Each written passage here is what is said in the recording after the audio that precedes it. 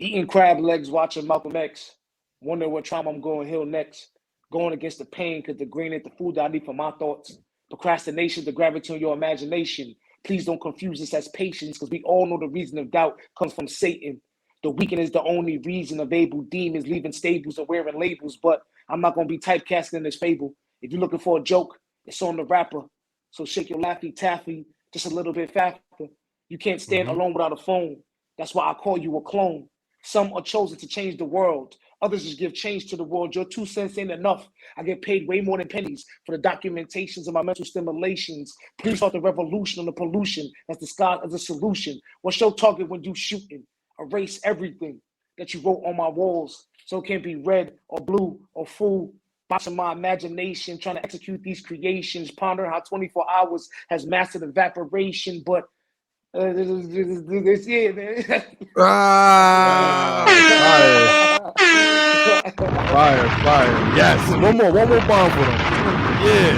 Yeah. That's how we bringing it back in here, man. It's BTB, Black of the Berry, your favorite, your own, man. We got the man Los in the building. We got BT in the building. We got Cito in the building. Cito, hit him with it, man. Hit him with the slogans, man. Man, what's going on, man? It's your boy Cito Blanquito, man. Never miss a free throw, live and direct. I got now, okay? We got next, live from the Bronx, man. Black of the Berry, the sweet of the mother juice, man. We outside. Yeah, we outside. We outside. BTB, you know what it is. You know I live in New York. I don't be staying in Colorado, in Florida, Harlem. You know you see me out there. Let's fucking go, man. It's Los. I'm outside. Yo, what's going on, Cito? How you been, man? Talk to me, bro. I'm good, man. I can't complain, man. It's been some ups and some downs, but God keep blessing on these trap niggas. So I just feel like every day you stay in the process and grinding that, you just got to be in it. So, I'm here to win it. I'm here to win it. Let me ask you a question before we get into the piece you just spit. Blanquito, man. Yeah. You mean that? Okay, that yay? Because you far from Blaquito. Oh no! The funny thing about it is like sometimes you get nicknames, sometimes your name finds you. I was looking for a freaking Twitter name for so long, and I went to a predominantly Spanish high school. 98%. So I'm sitting there thinking that certain dudes is black. Come to find out, I'm only Moreno, and they're like, yo, Moreno this, Moreno that, and I was like, yo, bro, you Cito for now. Like, and it was a name that just stuck on some random high school joke around shit. Threw it on the Instagram. Even before I started writing, and then I've been trying to change my name forever, but everywhere I go, it's like, yo, Cito. So it's just hard, though. Yeah. I mean, if it finds you, it finds you. You know what I'm saying? Yeah, so, and it works. People don't forget it. So I say, hey, let me stick with it. Facts. Yeah. So I want to get into the piece, man. I mean, first things first, wordplay, things that jump out to me, because I feel like I'm an author's author. Like I just don't like niggas that just put words together. You know what I'm saying? You gotta really you gotta really fancy shit. You know what I mean? To really impress me. So first thing I like definitely the wordplay, definitely the content, definitely the delivery. You know what I mean? That still sticks out to me. So I mean, kudos, man. I mean, I see you doing your thing out there. You doing shows, doing arenas and shit. I'm like, whoa. Big time.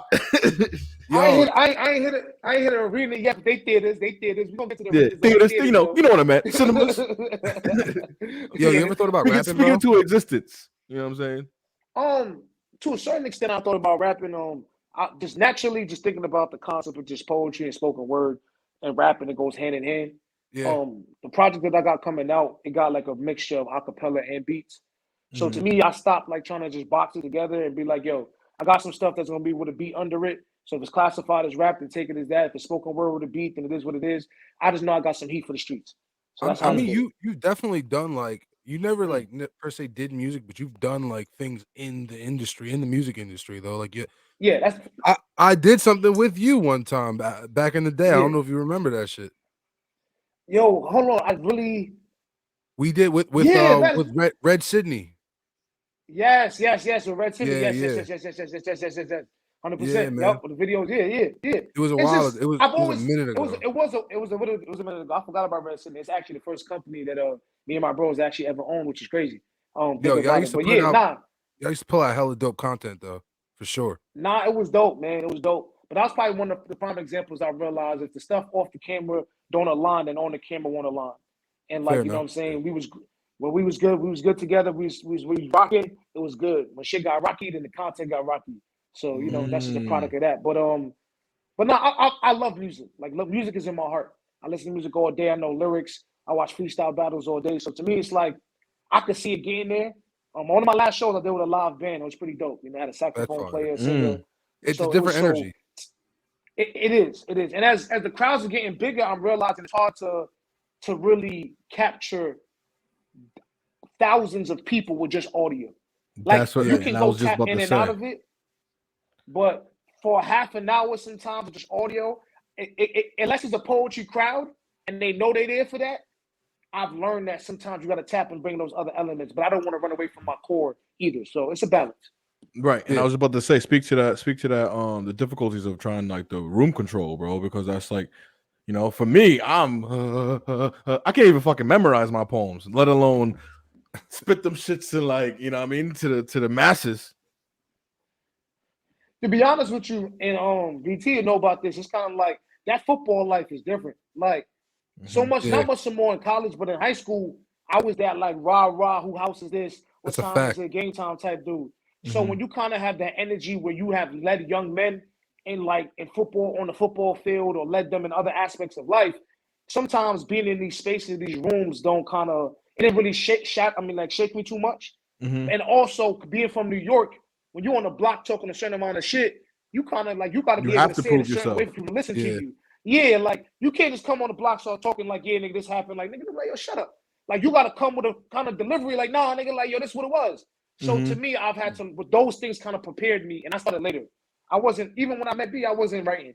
I wasn't writing back then. Like, I started writing when I got older. So you was on your fashion. I think it prepared me. Yeah, I was on my fashion shit, on my media, like recording and TV and acting shit. But now later on, so learning later on gave me the space and the confidence. Because as a man, I was already confident to just tap in that way. Bro, let's actually talk about how, like, you know, you've kind of tapped into like multiple things, bro. I'm gonna be honest. Like, I know that you and Red Sydney don't whatever no more. Like, don't work no more. But y'all made some hella dope at. Yo, listen, that little zombie shit y'all did was Los, man. They made some, like, when I say, and this is back in like 2013, 2014, like college days. This is not even that. This is either when the quality was movie quality or the quality was like fucking Android on Snapchat quality. You know what I mean? Shit. Yeah, you know, bro. Come on, man. You know how it was back in the day. God damn. Bro, him and his peoples was putting some fire together. And this motherfucker was he played a real good scumbag. And he's such a nice guy in real life. He played such a good fuck boy. Yo, sometimes you gotta but that's what I think, that's the beauty of acting. To being able to step into these roles and embody them and like you know what I'm saying, live out that frequency. I think that's really important. Like, to me, it's more, to me, Denzel is such an admirable person. Yeah. But when you think about Alonzo, like, you feel me? When you think about Training Day, like, for him to turn it on that way just gave me like, nah, that's fire. Like, and to me, I think range is important. So I always want to have range. And not for nothing too, it's like conviction and believability. Like, I feel like especially Denzel too, he embodies those roles. Like, where outside of like, you see him in the street, you like, yo, say something from Remember the Titans, say something from Training Day, say something from, you know, Safe House or whatever. You know what I mean? Like, you know, it's crazy because it's like, you know, only a handful of actors really do that. You know, when you especially for Marvel, like superheroes and shit, like, they, you know, Robert Downey Jr. is Iron Man. You know what I'm saying? Like, you can't see nobody else. He's been Malcolm X. He's been a few people. You know, he's been Frank Lucas. You know what I mean? And some hard ass fucking roles, bro. Hard ass very roles. difficult. Difficult, and he's embodied them. And it goes back to just I'm a big fan of greatness. I admire those that are able to do what people deem as extremely great and not make it look effortless, but make it look like just impeccable. Like, you know what I'm saying? Just make it just look so yeah, I love that. And not for nothing for the appreciation on Denzel. No, you know, biased here, but it's just it's just that the fact that, you know, he's so old, and not so old, but, you know, he's older and he's still doing some of his stunts, some of the action movies. Maybe not now, but A couple of them he did. He definitely did do Equalizer. You know what I mean? You ever did any stunts? Safe House. You ever did any stunts, Cito? You ever did any stunts? I think, I would say like, matter of fact, I did a stunt one time, if you classify the stunt, and I kind of regretted it because I'm claustrophobic. So like we was doing this movie and dude had to get locked in the trunk. So you get locked in the trunk, you got to ride around in the trunk. So my friend thought it was funny to leave me in the trunk, but I was bugging, B. Like I legit was like, I ain't like, yo, I was bugging, bro. I'm knocking on it like, yo, open it, like, because I ain't like it. But also it actually did bring out a good scene because once they opened the trunk and had the camera on, I didn't just like simply be mad. I simply got into acting mode and just finished the scene, and it was like it was tighter niggas after. So I did a couple times. But that's some of that. But that's I think that right there is the tricky part about directing a film because it's how to get the most out of your talent, and sometimes you have to do these little like shiesty tricks and shit just to like poke at the bear to get the raw emotion or get what you need out. 100%. You know. You gotta play mind games. 1,000% of times you gotta play mind games to kind of get in those spaces. So I think the same thing with sports and creativity. Phil Jackson, I'm about to say. Phil Jackson. That's what you do. It's a psychology. It's the psychology of it. Yo, man, let's talk about the Ville. Can we talk about the Ville real quick? Let's get into it, man. Because we had a little conversation. We were having a little conversation. Me, Los, and Cito were having a little conversation prior to, and we were saying how fucking that computer love used to go up like computer love. All the Zap and Roger. I want to be your man, bro. Zap. At the parties. Some parties to break off. You know what's crazy? I want to be a man was me and my shorty's joint. You said what? Be a man was me and my one of the girls I was actually dealing with in Mooresville. That was our song. So I'm like when not I heard that shit surprised. on the party, like it was going and popping. Like she was getting pregnant to that shit. And niggas thought it was loving basketball, bro. No, listen. It was really like really like motherfucker. It was vibes. It was vibes. And B was getting active. Yo, he went to Hartwick. He was on the dance floor. He was getting right. Like he was getting right. Even when the Jamaican songs came on, don't front, yo. Well, I'm not fronting on any of that because I know where the fuck we come from. We come from all that. We was in house parties at like 13. Nigga. No, but listen, this is the thing though. I Want to Be Your Man was not going up at our parties. Like you went to Hartwick. No, like you was fucking. None of that was going on. None of that was going on. Well, that generally, my parties, they was going up, but no, we wasn't playing no. I Want to Be Your Man and shit. Yeah, man. We was playing that RDX and shit.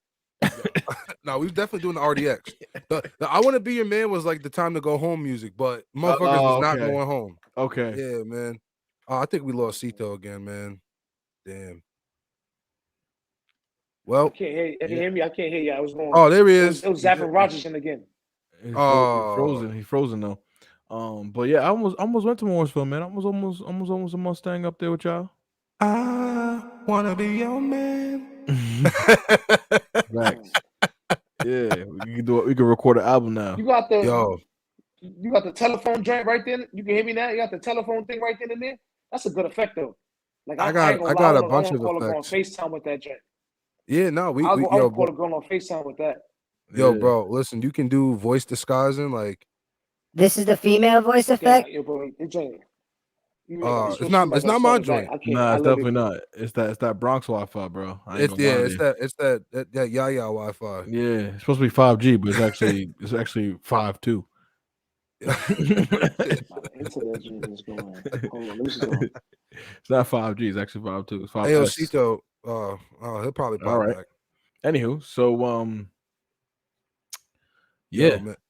Yo, nah, real shit though. Them shits was going up crazy. Like, bro, it was funny too because when I first was at one of these parties and I heard "Hey ladies," I was like, "Oh nah, the fuck." I was like, "Hold on, what?" I'd have been out there two-stepping though. No, but I was looking around. I'm the type of no. Don't get me wrong. I was.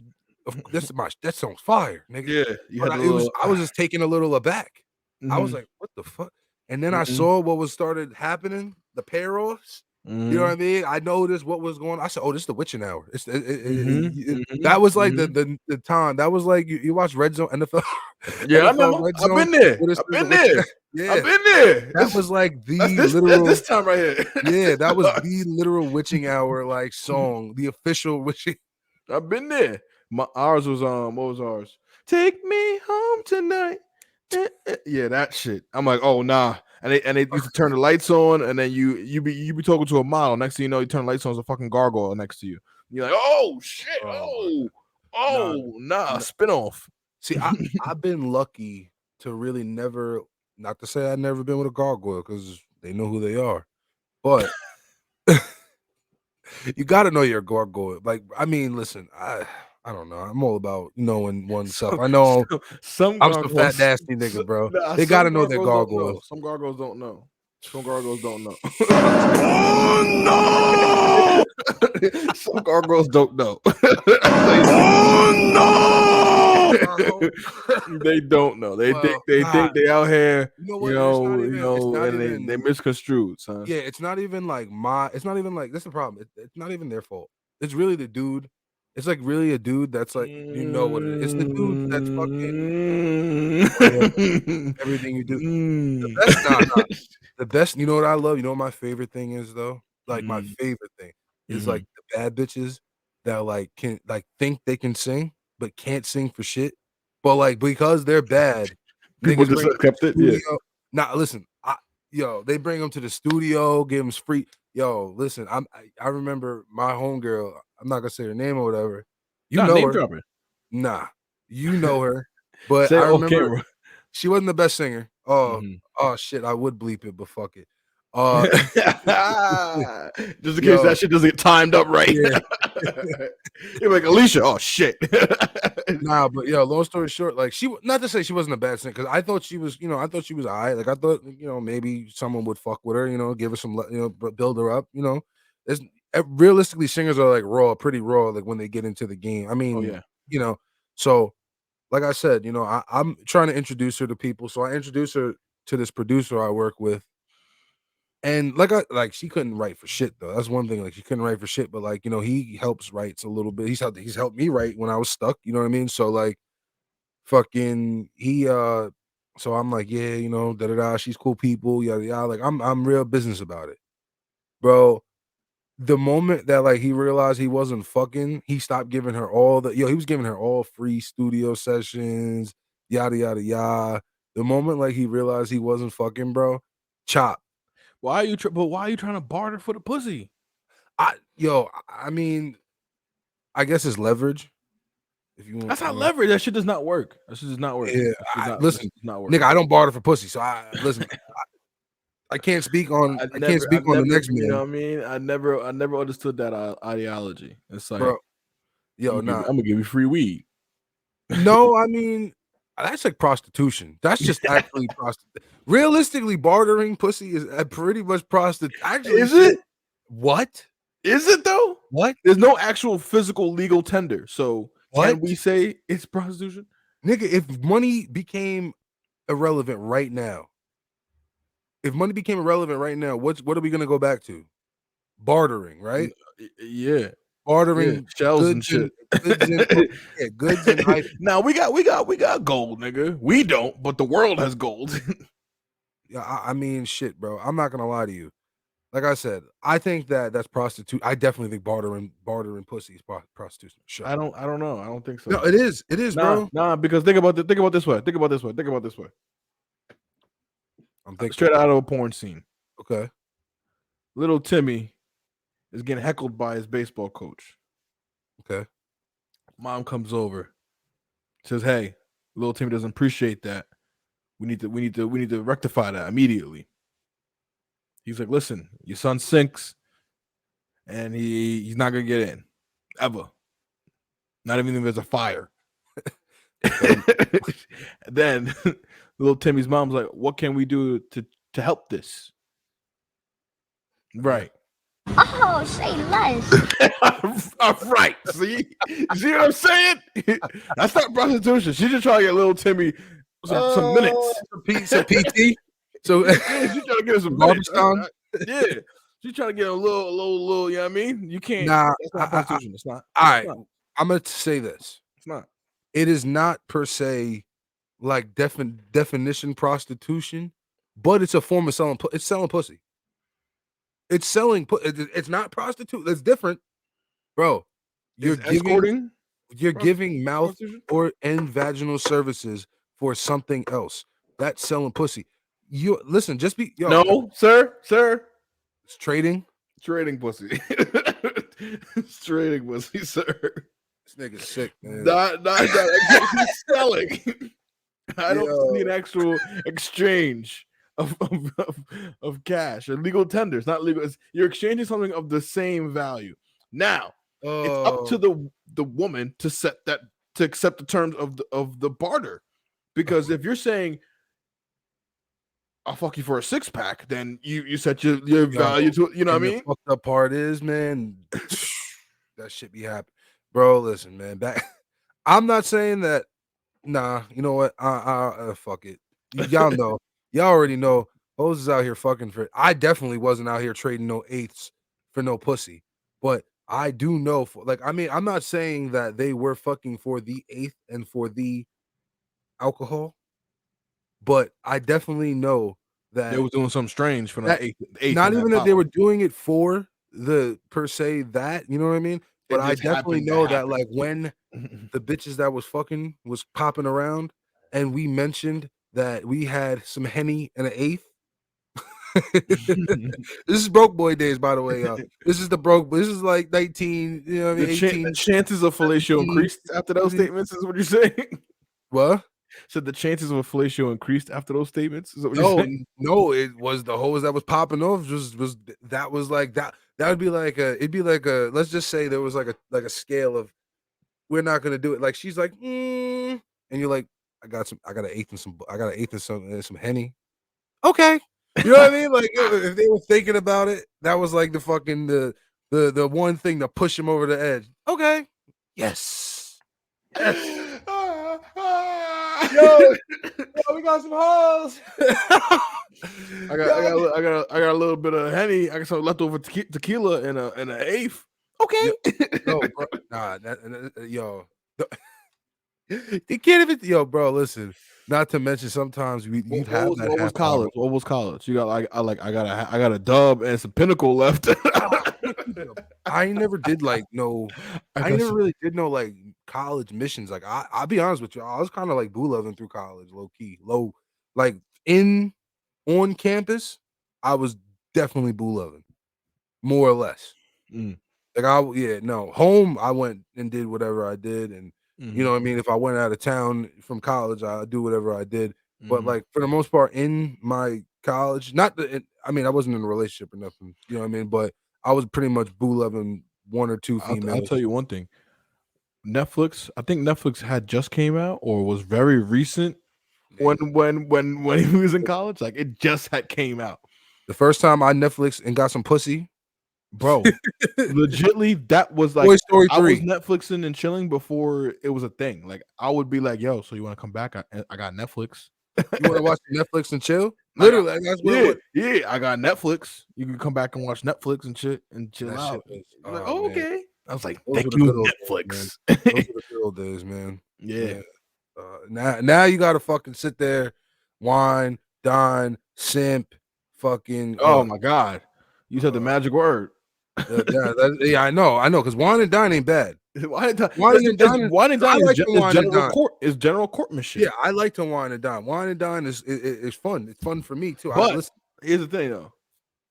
It's wine and dine, but I believe that sometimes, let's put the things in reverse. Sometimes, like Sadie Hawkins type shit, like or go Dutch. Well, not it could be that. It could be all of that, but just outside of the spectrum that men pay for everything during the courtmanship. I'm not like, yo, because the thing about it, because let's be real here. The only reason why he's courting you is because he wants to fuck. Yeah, absolutely. Let's get down to the Kevin Samuels shit of it. Yo, he really wants to. He's only courting you to fuck. If you would fuck on the first day, he wouldn't be courting you. Facts. That's a fact. Yeah, not true. Not true. Yo, I definitely not true. No, don't get me wrong. There's sometimes you have some people who is platonic and they build friendships, and then it gets to somewhere. Yeah, and I understand that. But that's somebody who accepts the friend zone, though. That's somebody who accepts the friend zone. Is like, I'm gonna work my way up. Have you ever weaseled your way out of the friend zone? No. No. Like, all right, here's my whole stance. Well, here's the thing. Here's my thing. Hold on. Here's my whole stance on that thing. Like, I think that, like, like, realistically, I don't mind being cool with you. Like, I'll be cool with you. And if that in your head, that means like we're friends and shit, like whatever. Like, I don't mind being cool with you or whatever. But like, you know what I mean? If opportunity comes along that you try to throw some ass, like, hey, I'm definitely receptive to. Yeah, like you know what I mean? So I don't mind, like, hands. Yeah, you know what I mean? Like, I don't like, not that, like, I definitely, like, you know, not down to sit there and put all my fucking time and effort, but I'm definitely like, I'm here. You know what I mean? Like, I'm here, but no, regardless of the fact, if you know what I mean. I actually allow me to recant my last statement because I definitely did weasel my way out the friend zone. I know you did. But what I will say this, everyone has. But I'll say this though, like especially for college, like I would never like hook up with someone like a random stranger. Like I only did that maybe like once or twice. Like random girl, never did. But like I would always have people who are like in the not friends, but like the acquaintance pool. You know what I'm saying? Like we know of each other. Like my friends are cool with your friends, so you see me before you see me in passing. That was the pool. It wasn't once you get to know me too much. I wasn't really pulling from that pool. Yeah. It was the acquaintances. Like, oh, my friend knows your friend of a friend. Yeah, the friend of a friend.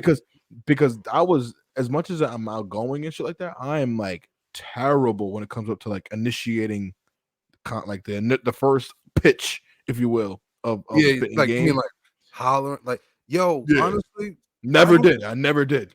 Don't get me wrong. There's times like when I was like, just listen, I always felt that I had not two personalities, but I always had two sides to me. You know, it's the Ben and the BAdtime. You know what I mean? The Ben and the BT. If I'm Ben, I'm probably gonna sit which shit we just had this during the fucking Chico's party. When I'm Ben, I want us to sit in my corner, smoke my weed, maybe have a sip or two, and chill. Yeah, that's like me. Yeah, but you know, alien. But you know, BAdtime. He wants to have a bad time. That motherfucker's outside. That motherfucker's gonna be talking, chatting. You know what I mean? The life of the party. Right. You know what I mean? So I can't sit here and say like as BAdtime. You know what I mean? I've definitely gone out of my way to like, yo, what up, girl? You know what I mean? Hey, what up, sis? You know what I mean?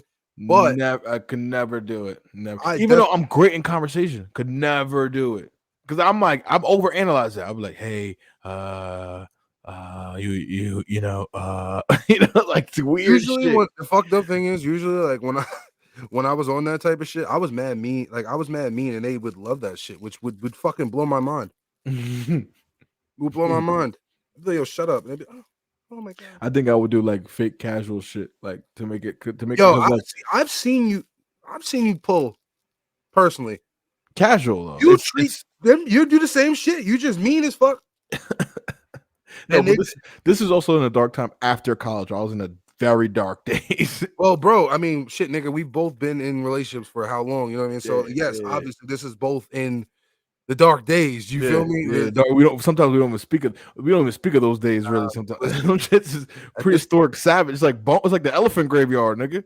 You gotta acknowledge it and talk about it so you can grow from it. That's no, absolutely. And then I understand like it's definitely important part of my life because it was like what we were doing was super dangerous. And not even that, bro. At the end of the day, we touched on this, earlier.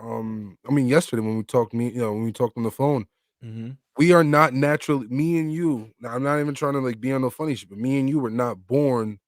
No, I mean, I think maybe I don't know what your ideology as a kid was, but I don't think that like, however we, came up or whatever, it taught us to be a certain way. We weren't wired monogamous, me and you per se.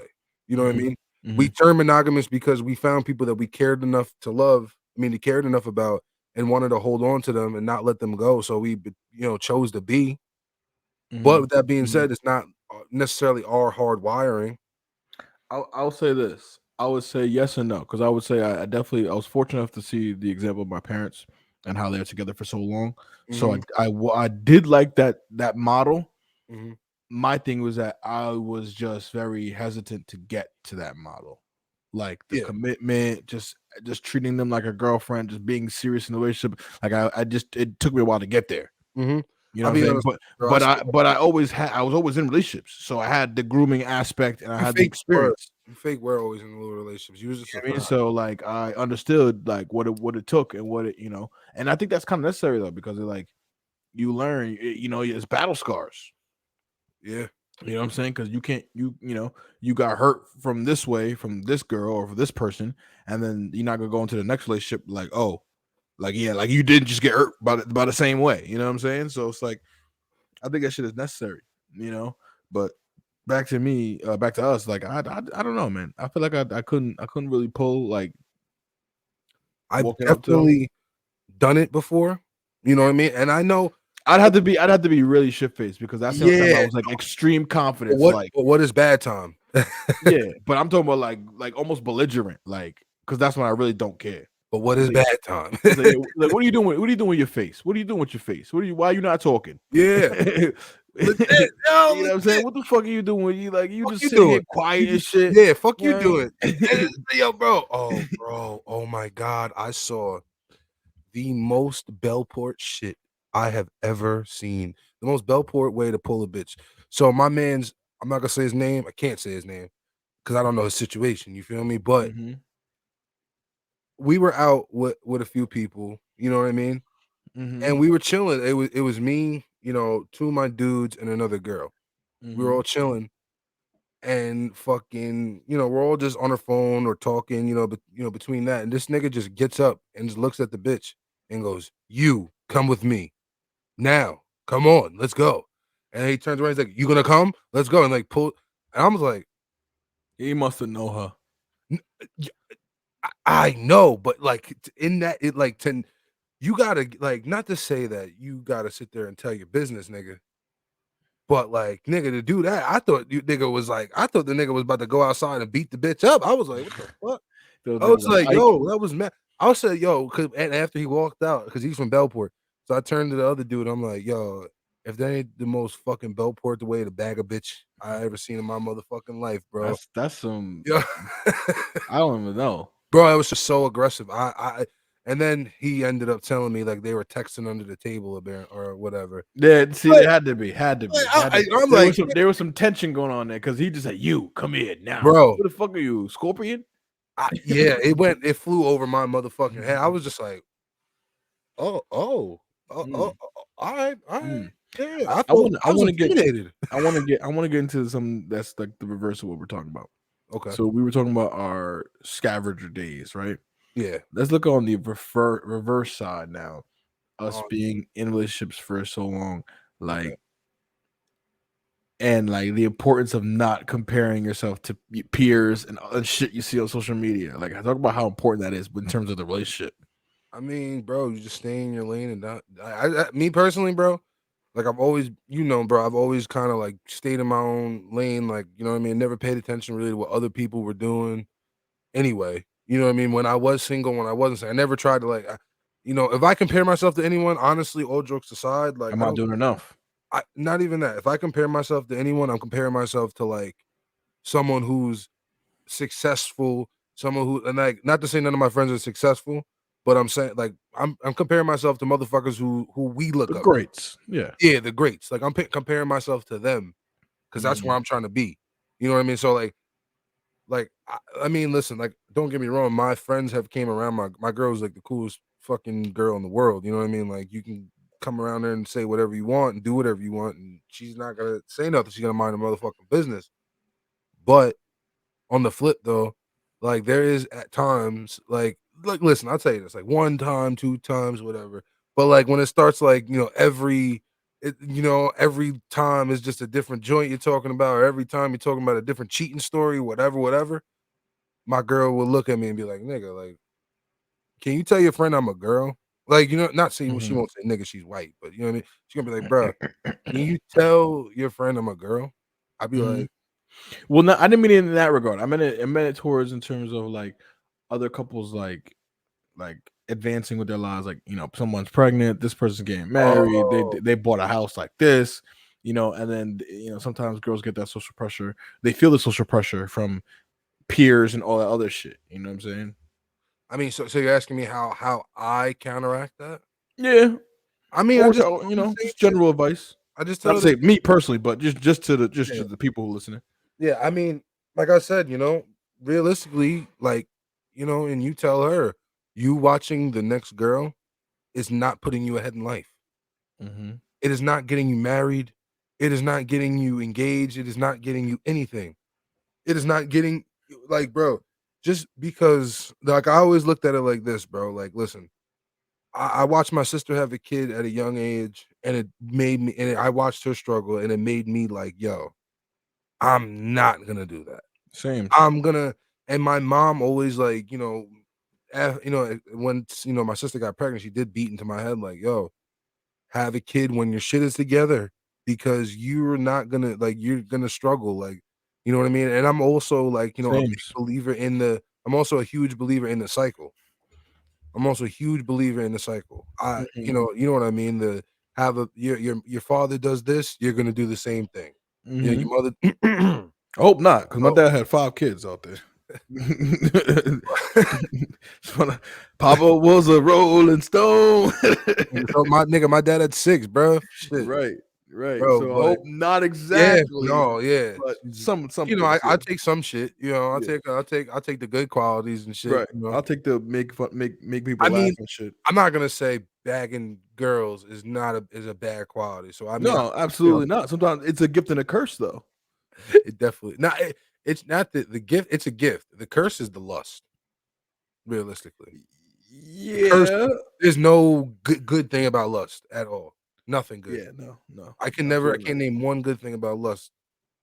Because sometimes the gift of, like, you know, you're just a generally attractive person, and that means that people make those advancements. And even for women too, just because like women are attractive doesn't mean that we're allowed to make advancements. You know what I mean? Like, just, you know, just because I'm beautiful doesn't mean you got to compliment me, nigga. I could be really antisocial.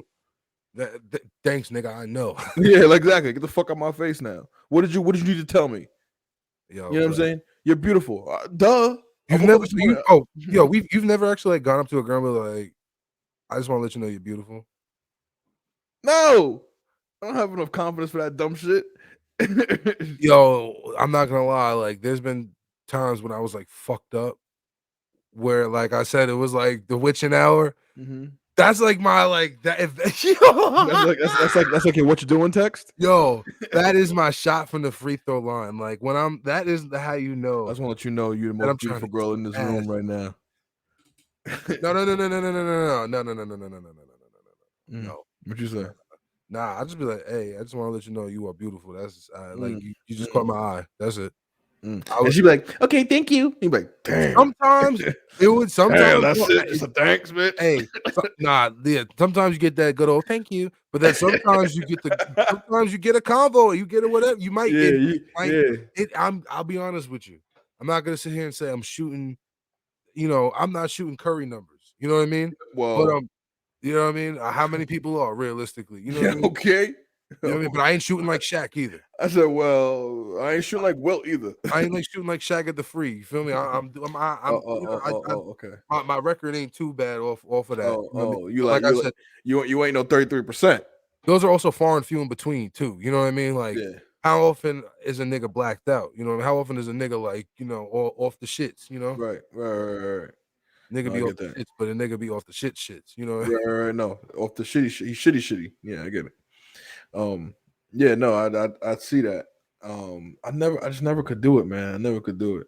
But I was one of those. Because I knew my strengths though. Because I knew I couldn't start the conversation, so I'm like, I'm good at middle and closing. I can't start the shit though. There would have to be some awkward shit or something would have to like get me to talk to you. You know what I'm saying? Like, yeah, nah, you gotta. I mean, like it would be like, hey, I'm Denzel. You know, it'd be like I'm sitting there at the bar and I'd be like, "Duh, this nigga takes forever," and he's like, "I know, right?" boom, gotcha, bitch. You said a word, bitch. I got you. You know what I'm saying? You get that little smile crack.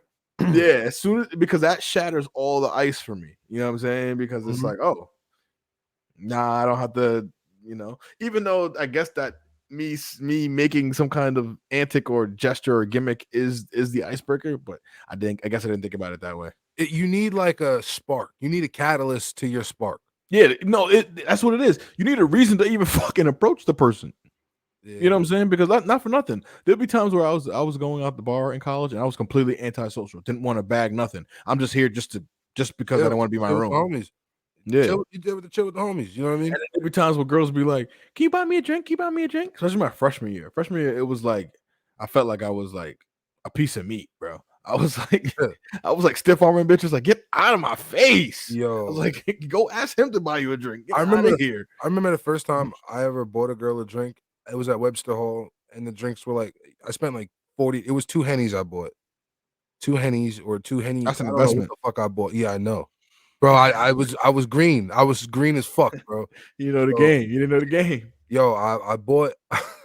We should have like this, like a players podcast, like like tips for players. I know. What you want to do is don't buy that bitch a drink. Never. Ever.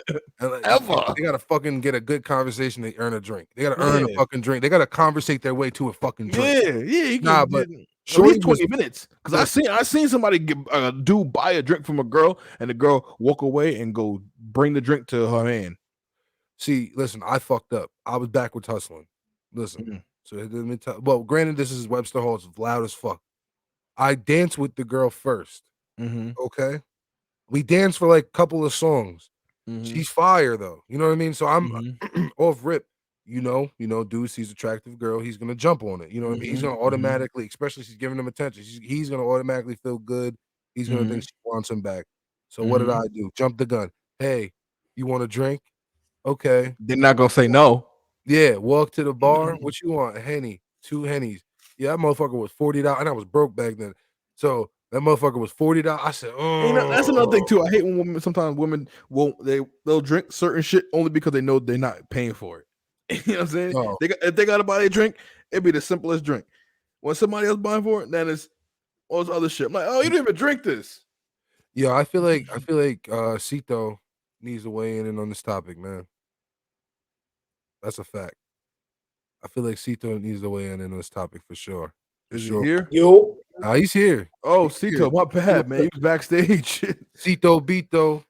Niggas feeling frio. Bars. Back. My fault. So third setup scenery. No, we like it. We like it. So you were able to catch it a little bit of our conversation, no? What you said? I said you were able to catch a little bit of our conversation we were just having, right? Just now. Yo, bro, it's just bugging again. I don't know what is going on. Oh man. Jesus Christ. Yeah, what? Jesus Christ sound like you sitting on some scissor. We might have to get you back on later, Cito, when the situation's better. Yeah, we might have to try some day, bro, because this shit is not. Yeah. You gotta do that shit from the studio. You gotta do this from Starbucks or something, nigga. You know what I'm saying? IGTV interview or something. This is crazy. Yeah, that might work. We could do that. We could definitely do that. Yeah. All right, bro. Appreciate it though. I'm gonna wait you on the IG. I can hear you better there. Yeah. I started following you anyway, so we'll definitely reconnect. All right, Brody. Damn, bro. Yeah, I know that didn't work out, but we managed to make this of it, and I think that people are appreciative of the content anyway. Nothing. Sure.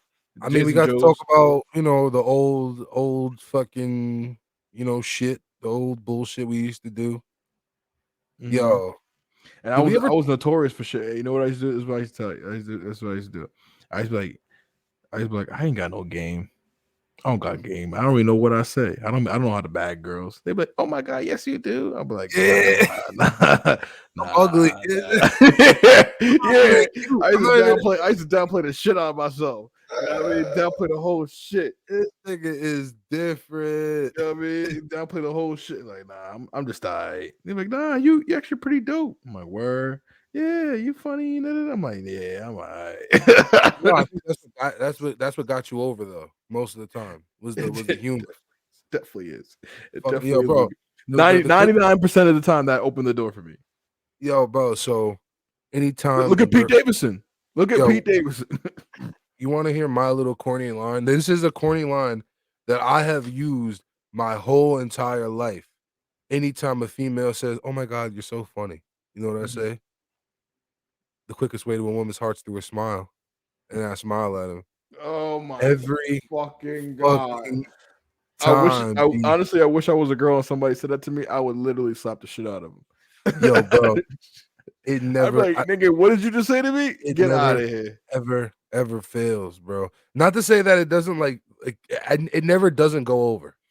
It never doesn't, like, you know what I mean? It never flops. Like, it's never like a ugh.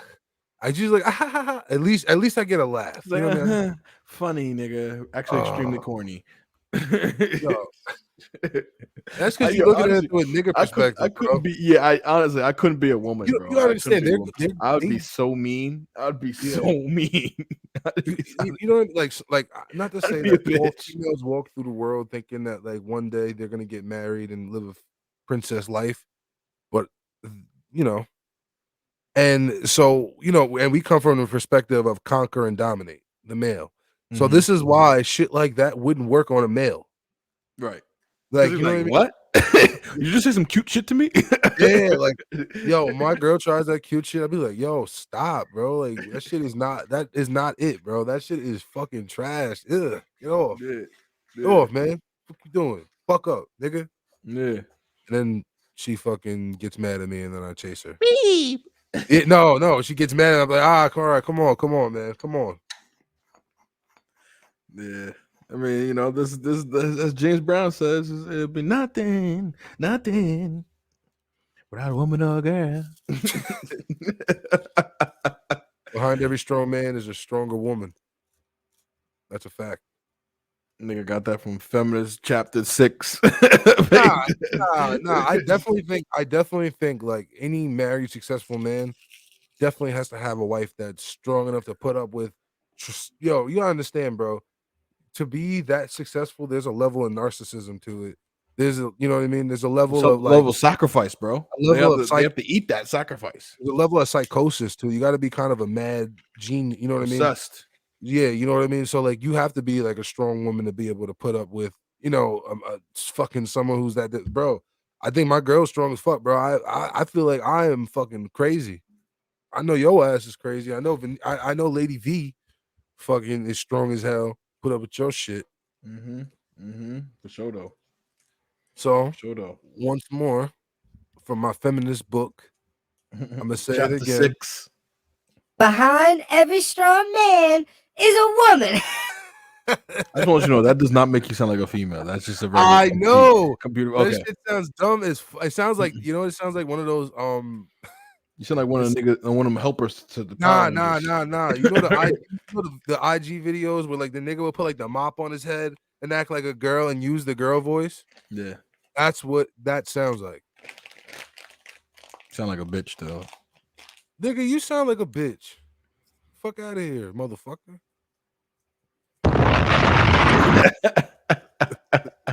Woof. Yo, hold on. Who am I right now? The world premiere. We got the new Dave East. We got the new Dave East in the building. We're gonna play it right now. First, I just want to say, Custom Autos, Body Shop, Ferguson, New Jersey. We there this weekend. Tri-State. Funkmaster Flex night. Funkmaster Flex. Yeah, he play the song. It'd be like, world premiere. It'd be like, and the nigga start rapping, and then he come on, car show, Mid-Atlantic.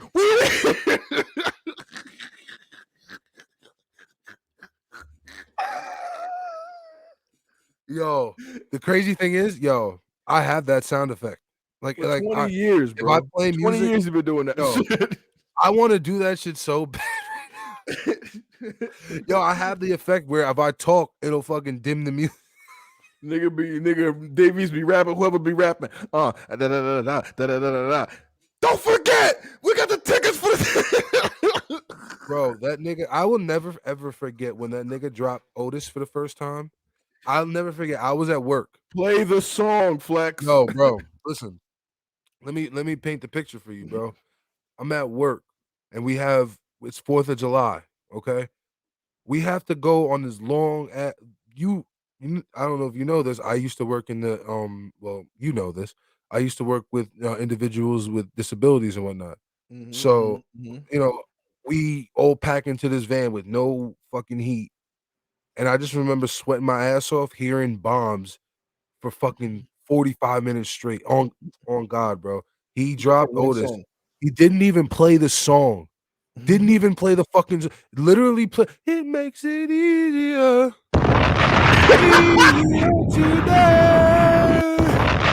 And then he would run it back. Fuck, you know what it is. Fuck flat. Yo, bro. For all I heard was, it makes it easier for in bombs for 45 minutes. Yo, bro, I just remember sweating my ass off and just, bro, listening to like, I'm surprised the fucking speakers of the van didn't fucking blow up by the time we got to where we were fucking going, bro. Nigga had the whole bass going. I'd have been tight. I'm like, play the fucking song. Yo, that shit. But sometimes I ain't gonna lie. Sometimes he do amp shit. Like like during that Pop Smoke era, when new Pop Smoke comes on, he be like, "No Pop Smoke, we got it right here in the city. Yeah, running the city in New York. This is what New York sound like." I'm like, why are you barking? How we get here? Funk Master Flex Night. Yo, that was David Letterman. You know that? Really? Yeah. He I forget. Whoa. Hello. Yeah, that was crazy. I had a little backfire. That was in there? A little backfire. Too much grabber, I think. Oh, Lordy Lord. Oof. Normalize normal grabber levels. Normal vegan blunts with no grabber in them. Listen, sometimes I smoke the vegan blunt just to detox, but I definitely need a little. You know what I've been doing lately? I'm from New York. I've been smoking back. I've been rolling backwards lately. I rolled backwards the other day, but sometimes a whole pack that whole week you're gonna be like that whole week. Because I bought the new interface and I fucking felt like it was a victory. So why is that always when niggas have a hard day or niggas need a celebration blunt? We always go to backwards. Why the? It's like a cigar, bro. It's like because it's flavored. Fuck is that? It's like the finer things. But first and foremost, it's by far the most expensive roll up. Oh, not by far, but like the most. All right, you know what? By far the most expensive, normal, accessible roll up. Yeah, over the counter. Yeah, the OTC. That's fucking weak. Love and hope, happiness. It makes it easier to bear. Yeah, Atlantic Car Show. We out there, Hartford, Connecticut. It's going on right now. Yo, you think that nigga be like sweat? Yo, I feel like he be sweating, he's got it, bro. He's got it. Veins popping out. Like, first of all, we already know in the summertime he wears big ass jackets and Timbs. It's confirmed. It's confirmed. He has Timbs. Actually, it was lugs at one point, but now it's Timbs. So, you ever seen Funk Flex before? He's dope, man. Yeah, I'll be honest with you, bro. We went to a concert one time. He went to Fab and Jada, and actually, me and Rel dapped him up when he's walking past us. Yo, man. He's like, that's Flex. I was like, yes, it is, sir. Yes, that's fucking crazy. Yeah, I know. You said that voice sounded fucking spot on. That's exactly what he said. I was like, yes, it is. Yes, it is. I'm like, who else would it be? Honestly, bro, I feel like just for the homies, like just for something that we can like go back and look at, and like something that we can just whatever. Like I feel like I don't know how many people can you get in this. I think maybe like 6, 8, maybe 6, 8. I feel like we should have like, bro. Did you ever talk about Rel ever on the podcast? Or was he ever on here? No, he wasn't on here, but I wanted him on for a sports show, obviously. And he was on a couple Instagram lives we did, and then one time he did like this little slideshow. I gotta find it, bro. That shit was so funny. It was like from earlier episodes. He was basically just a compilation of screenshots that he saw that me and Dean do. Like he would pause it. He would pause us and he would catch us in like random ass faces.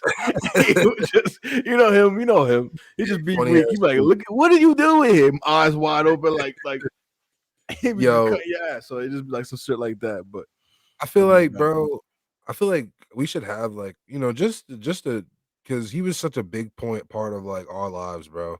I feel like we should have like a homie, like just even if we don't do it over, even if we don't put it out, like I feel like we should just do it, like just we all sit down and just talk about our bro, like on the record. You know what I mean? We laugh. You know what I mean? I think that's a good idea because we all have different experiences with him, and I think that for everybody, like he was the group's little brother. You know what I mean? Like I feel like everybody felt like he was the little brother of all of us. You know what I'm saying? So, but he was still one of us though. So it was just like it's crazy, like how that whole like, bro. It's crazy how like football like put us all together and like I said, I explain this to people like our friend group isn't like fucking the average friend group who goes off to college and like everyone fucks off and does their own thing, like or comes home and everyone's on some weird shit or up their girl's ass or whatever they are. We are the actual friends that stayed tried and true from like even and like realistically, we didn't start catching turmoil nor fucking starting to spread out until maybe recently. And honestly, I don't think that's gonna be the case no more. Granted, what happened. You know what I mean? Like, I know I'm not trying to let that, happen no more. You feel me? And not for nothing, life takes over sometimes. So sometimes we can't even control that. We move, we have kids, we get married, we buy a house, like shit like that happen. Move is one thing, but staying in touch and like, just keeping a relationship, bro. Because that's the thing, like, bro. I feel like there's so many people that because there is some people from our friend group that did phase themselves out and shit, like. But there's some. It's like, and it's crazy because like the love never lost for me on my like. It's crazy because listen, there's some people, there's most people. If let's just say I go from the last time I saw them when I was a freshman in high school, but the last time I saw them, I fucked with them. You know what I mean? The love from when I was a freshman in high school, no matter where you are in life, who you are, and what you do, is still gonna be there. Right. You know That's what I your mean? last On memory. my end. Yeah, you know what I mean? On my end. So like it's just weird to me how like, people that we grow up with and shit, like or like how other friend groups, like, all of them all just, get or like older and just get on that weird shit. Bro, it even bugs me out to like people that were like best friends in high school, like now all of a sudden have different, opinions on politics and they like want to fight each other now or like disrespecting each other. And I'm like, bro, y'all niggas was mad cool back in the day. Right. Like what changed, bro? You know what I mean? Life. That's all I can say. Yeah. Shit, I don't even think it's like, bro, I don't know what it is, bro. It bugs me out because, like I said, I feel that I've grown, but I've never changed. You know what I mean? I feel like I've grown for sure. Like grew up, absolutely. You know what I mean? But here's the thing: is there a change in your growth? What do you mean? Is there a change in your growth? Is there within your growth? Is there a change? Yeah, but it's not. It's not, bro. It's more of an adaptation than a change. Yeah, it's more of an adaptation. It's not a change because I'm still a real nigga and I'm gonna give you shit. I'm gonna kick it to you from a real nigga perspective every single time. So it's like it doesn't. It's not. I never change. Like I said, bro, we had this conversation yesterday. If my single friend asks me something, if my single friend's goal is to be out here fucking bitches, because my perspective, because I have a girlfriend, I'm gonna give him a nigga with a girlfriend's perspective. No, I'm gonna give him the perspective of who I was and what I was doing prior to her being around. Right. I'm gonna give her I'm gonna kick game to you from a real nigga's perspective. You know what I mean? So, like, it's just weird to me how like people switch up. Like, I just never understood. You know what I mean? How you know what I mean? Like when like I said, like growing up, some people, I'm not gonna say names, but there was a dude we played football with. Nigga became a cop and nigga just switched up, bro. That's changing. That's changing. Damn. You feel me? Damn. Listen, is it not? You might as well say his name now, nigga. Nah, bro. Because we don't. nigga, the people don't need, nigga, we know. The people don't need to know. And shit. I know, but I'm saying, and he don't, listen, he's in his own lane, bro. And listen, if that nigga feels some type of way or whatever, he can talk to me. You know what I mean? My shit ain't changed. My number ain't changed. I ain't changed. What? Lock me up? Listen. This is more digital officer. Could he block me? Could he block me on the field? Answer that question. No, answer the question. Answer the question. Because that's my real answer is more brutal than that. But no. Exactly. So how can that nigga lock me up? He gonna have to pull out. He gonna have to clap me or something. He gonna have to pull out the taser or clap me or something. Let's not talk about that here, man. We're not supporting that shit over here, man. Knock on wood, man. You know what I mean? You're not fucking trying Nah. I'm just joking. But yeah, nonetheless, bro, it's just weird how people, switch up on motherfuckers and shit, bro. Because, like, bro, I've never changed, bro. I'm telling you, seriously. Like, I treat people the same way I treated them the last time I talked to them. And I think that's what me too, because I definitely think you're like that, bro. Me and you have been doing this shit, BTB, since we were fucking kids, bro. I was just telling niggas a story, bro, about how when we were young, we commentated on a fight. We did. Remember that shit? We used to commentate on everything. I feel like we did, and we used to always relate shit to sports, like analyze shit and compare it to sports. Facts, nigga. We have better sports references than damn near any rapper in the world. Exactly. Better than Migos, better than Sue Surf, better than all of them. Yeah, better than all of them. Yeah, better than Wale. Yeah, all of them. Because literally, I'd be like, nah, she ain't an Odell Beckham. She like a Randy Moss. You know what I'm saying? We used to rate females by football. Like we used to buy her. Or any value in life. That's how we would do. No. We do body shape by position. Oh yeah, that was in our body shaming days. That was because you know what? Realistically, if you it was realistic to what we are. If you're a pulling guard, you are a pulling guard. I'm sorry to break it to you, baby girl. Yeah, where's Dean at? Man? He would love this part. If you built like Dean in 2012, you built like Dean in 2012. It is what it is, man. No, Dean in 2012 was a tank, a different monster. Different monster, but the same beast. What the fuck does that mean, Kobe Bryant? Now, Dean was funny, bro, back then, though, because after I quit football, first of all, Dean will never let me live down the fact that I quit football, because he felt like I was getting to a point where I was getting to be like an important part of the team, and I just quit. And he said that he blamed some of the losses on the fact that I wasn't there. So I, like, to this day, I'm still have like a negative win-loss ratio. Nigga, I was mad. I was mad when you quit, bro. You shitting me? Nah, but you know why? Because I felt like I should, like, it's an ego thing. You know what I mean? And like when I got there, first of all, like rookie camp or mini camp or whatever camp, I'm making myself sound professional. Summer camp. I was like 7th on the depth chart. I was like, this is out of this world. You had me 4th. I was like, bro, I can't even fathom. I couldn't even. I said I've never been 7th in anything in my life except maybe a science fair. Yeah, I was like, nigga, y'all for real, bro? I said, okay, wait till the first day of pads. I said, okay, I'm putting cases on all you sons of bitches. And that's exactly what I did. And some niggas, some niggas shot themselves in the foot. You know, I mean, they couldn't tackle, they didn't know the plays. You know, what I mean, they just wasn't, the wherewithal, whatever. Then awareness on 0. Yeah, then I got to like 3rd string, right? So I'm like, my scout days are numbered. You know what I'm saying? I'm like, this shit, I'm done with this shit, bro. I'm not being on scout. This shit's whack. I'm not getting smacked around by these older niggas. Like, this shit's a dub. I want to be with starters, getting real reps. You know what I'm saying? Instead of balling on scout and nobody cares. Like, when you ball on scout, the coaches get mad. Like, can somebody block him? I'm like, damn, no, bro. Yo, I'll never forget.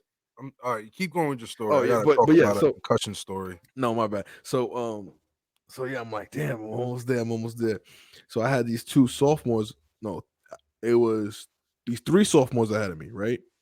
But like Two of them was like both second string. So I'm like, all right. I told myself this. I said, I'm gonna have them teach me the game because I know they've been here. I'm way more athletic than them. I know that. They're stronger, but that's okay. But I'm athletic, and playing 4-2-5, my skill set was more.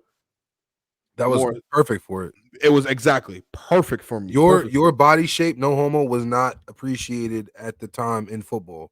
No, nigga, the small safety. They didn't know because they didn't know what to do. They didn't know what to do. It was like, is he a safety or is he a linebacker? What the fuck? They just put him at linebacker. Yeah, you know what I mean. He's the size of a safety, but he hits like a linebacker. But he can tackle, you know what I mean? Right. Just put him at linebacker. Yeah. You know what I mean?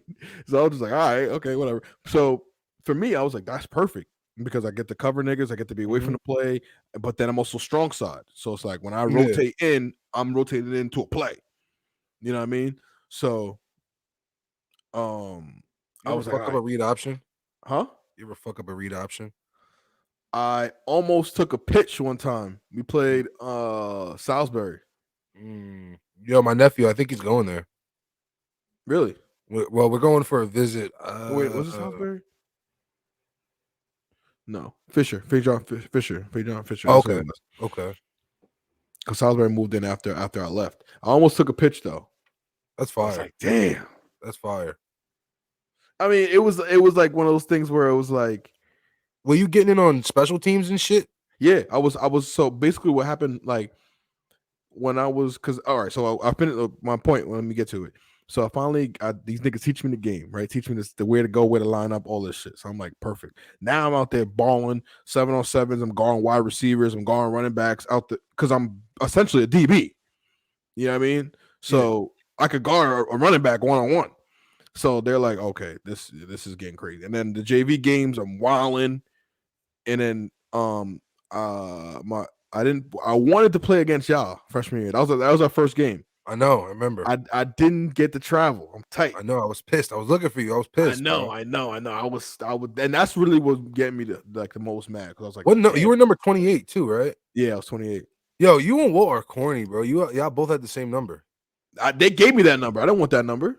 I know they gave Walt that number too. I was weak. But at least that was like he wore that number at least at some point. Who is 28? No, I think he wore that number at one point though. Hell no, nigga. He was always 20. 20? Yeah, I think maybe at some point. At some point, I who feel was like 28? AP. That's it. AP, Curtis Martin, couple people, Corey Dillon. Oh, so, no, I take it back. AP had it, so he's the GOAT. So I can't but yeah, so I'm like, all right. I start the third week, like Halloween. I go to check the roster, the traveling squad, right? I'm thinking like, am I gonna make it because the first two games I didn't make it. Yeah, and it's Halloween this weekend, so I'm like, yeah, I'm definitely trying to stay. So definitely not trying to go to this game. You know, we had to go to fucking Norwich, some shit. I don't know. Nigga was not dedicated at all. Nah. Freshman year, I was a fucking delinquent, bro. My freshman year, my first semester, I did like I got like a 1.4. I was terrible. I was terrible. Straight up and down. But I'm like, all right. I'm like, damn, my name's on there. Fuck. So I tell the homies, they're like, oh yeah, congrats, man. I'm like, no, congrats. I want to party with y'all. Fuck it. I want to fuck because I know I'm not gonna play. I'm gonna go out there sit in the cold and not play. And then have to play the JV game the next day. That's not fun. That's not fun. So after a while, maybe like the next game, I was like second string because I beat the other two out. So it's just me and the starter. And it was like my defensive coordinator uses some weird shit. He used to do like slashes. Like, you know what I mean? Like, so like, all right, he's the starter, but I'm 1B. And like we would switch reps. Sometimes. Niggas made niggas feel good. Yeah, you know what I'm saying? Like I'm like, he's the best person on the team. Keep him on the field. Just switch me out with somebody else. But then I never got it. But then I quit, and I'm like, because I need to be starting. Y'all niggas is playing games. Like, there's no reason why you can't have me and Son on the field at the same time. Yeah, it's stupid. Yeah, I hate that philosophy. Bro. And he's a sophomore. He wasn't going nowhere. That I always felt was overcoaching. But I'll tell you one thing: the real karma of the story is I quit. Right? I quit. after spring ball. Was it spring ball going to my sophomore year? Or no, after my freshman year. I think it was freshman year because I remember yeah. You didn't it was after my freshman year. But yeah, it was after my freshman year. We were going in spring ball. I'm looking like, first of all, I was looking like 06 Champ Bailey, number 1. You know what I'm saying? I was locking everybody up on 707s. They had me playing corner, but just repping at corner just because I was going to be in one-on-one situations all the time. So I was repping at corner even though I was playing, LB. So I'm like, slot, you mean? Yeah, like nickel. Oh man. So I'm like, yo, this is crazy. I feel like, I feel like one-on-ones. You know what I mean? They was talking about Ricky. Yeah, they was talking about giving me the sleeve. I'm like, oh shit! Did your safeties like run your huddle and shit? Like run your No, it was basically our linebackers, but they did have their own, like when we would switch to shit, we would have to, and we would also try like to disguise shit. So we would look like give a cover 2 look, but back out to cover 4 or some shit. You know what I mean? Did you fuck with your coach's philosophy? Yeah, because remember, yo, bro, we came from high school where we was running 4-3, 5-3 stack. We had and shutting niggas down in a 5-3 stack, bro. That was fucking stupidest fucking defense. We got to when it was senior year, we played a little bit of cover 2, and I was the cover 2 safety. Yeah. So I'm like, okay, you introduced me a little bit to what we're doing, because when we would play and like let's say somebody motioned or anybody would moved, I would be the guy that would move with the person. Yeah. So it introduced me to that, but then I got to college. I'm like, what's a 4-2-5? I'm like, I'm looking it up. I'm like, oh nah. And then we used to on third downs, we switch and give an Okie look and go 3-3-5. Okay. So I'm like, oh, this shit is bananas. I'm like, this is NFL shit. Mm-hmm. And I'm like, okay, this is the position I'm playing. I'm basically playing linebacker and safety. Yeah. Depending on the formation. And I'm like, this is insane. I'm like, no, I love this shit. The only thing is that I just realized that I guess I don't know if I didn't show it early enough, but I was definitely logged in like as soon as I got there. So Dean told me, like, he was like, yo, he didn't fuck with me as soon as I got there. Because didn't y'all have like I'm about to say, didn't y'all have like a tiff on the field or something? We didn't have a tiff on the field. One time, this is when I was still on scout, and I was balling, trying to get out of there. So I think our second game we played Ithaca, and our coach like hates Ithaca, right? We all hate Ithaca. Everyone hates Ithaca, right? so I think Ithaca just blitzed like a lot, like blitzed all the time. Yeah. So we was doing like a little pass block skelly kind of thing. I think it was scout. It was just scout, regular scout. We had pads on, and they put me at D end. Yeah. Right. And they had Justin playing tackle. So first of all, I played wide receiver in high school. You know what I'm saying? And like linebacker, way faster than him. Yeah, way faster. Like like a weird, completely different skill set. You know what I'm saying? You're gonna go right by him every time. Right. You know what I mean? So, and I'm hitting them with moves that he didn't know that I had. Mind you, Dean is not necessary. He's not a linky dude. He's not like, he don't got long he's arms. The type of dude that if he gets your hands on you, then the play's over. No, I know players like that, but like the reason those NFL niggas is because they have fucking crazy wingspans. Yeah. You know what I mean? That's because that's what counteracts the speed. You know what I mean? Yeah, it does. Because you gotta get your hands on them. Yeah, you can get, you know what I mean? You can, Bro, but I was trying to, I don't know what part of me really went back to being like a football player. I'm like, yo, I'm gonna play DN. I'm about to bring back like Dwight Freeney moves. So I was like stepping and ripping. I was like spinning. I like doing all type, like hitting this nigga with all types of shit. I'm like, yo, I'm giving this nigga the best look of his life. Nigga got his Coach P bag. Bro. The nigga ripped my jersey. We had reversible jerseys. This nigga ripped the jersey not to one side showing. He ripped the shit to like it was like my chest was open. Yeah. I'm like, This is not holding. You know what I mean? I tell to this day, I tell Dean, I'm like, yo, rip my jersey, man. I mean, you got him though. You low key got the dub. I got a couple of them. We got a couple because after that time I was definitely like one more. I was had one more, but he might say he won more.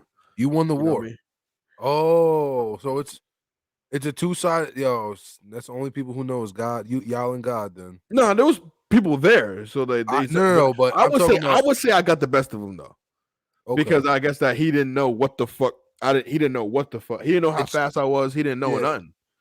Okay, you know, so it's like, bro, I feel like I shouldn't be playing defense in the first place. Yeah. I just like playing defense. No, nigga, you were a defense guy. You were not an offense guy. What? Yo, no, you were not, bro. What? You know what? I'll be honest though. Bro, what? I don't remember. Y'all forgot. Y'all forgot. I don't remember you ever running the ball. I can't name a time. I was possession. I was definitely possession.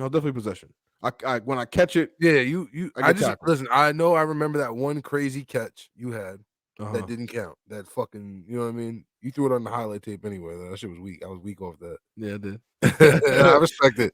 I respect it. When in varsity?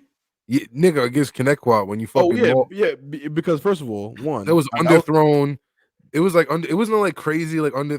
Crazy underthrown. 1, 2, and that was the only play I got to go, like, because I was coming back from my knee, being fucked up. So I was like, let me just get one, and then Coach Brown was like, all right, go in, and it was that play. I'm like, you call offensive pass interference in high school? I was like, what the fuck, bro? Who does that?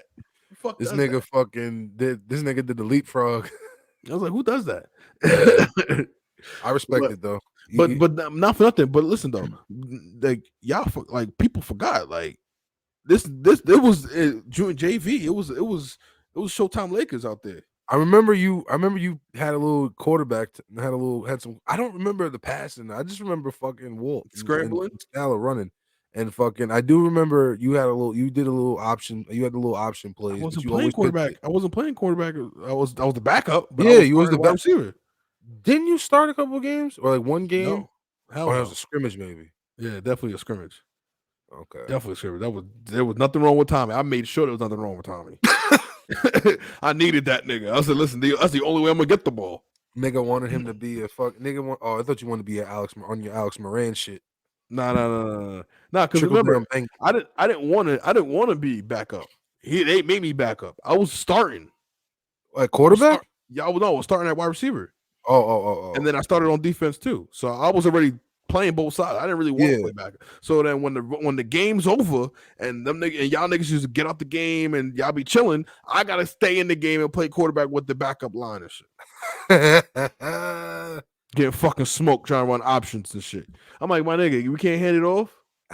My son had Alan Hoyer blocking for him. Yeah, we up 3 touchdowns. I can't hand it off. Fuck am I running an option for?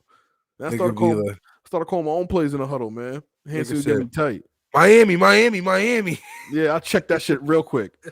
I checked that shit. I woke up in there like, kill. Kill. Our fucking bro, I hated our offense and defense. And then not for nothing. But here's the reason why I was no choice to become defensive because, mind you, my sophomore year, offense was goop. Yeah, so my sophomore year, I was captain. I was balling. Yeah, you were captain. I was balling, and you know what I mean. And then I was supposed to move up, but my mom told Hanson no. What? Yeah, you didn't know that. Why? Yeah, because she didn't want me to move up. She thought you was gonna get smacked. She thought Mike Parrish was gonna smack you. Probably was, but I probably would have. But no, but it was more so because I was getting in trouble. She told them that I was getting in trouble at home and shit, which I don't know how she made that up. But anywho, I was like, all right, whatever. I was tight at her. So I was like, all right. And then junior year we switched to triple option. Yeah, that shit. I'm not blocking every fucking play. Fuck out of here. Fuck out of here.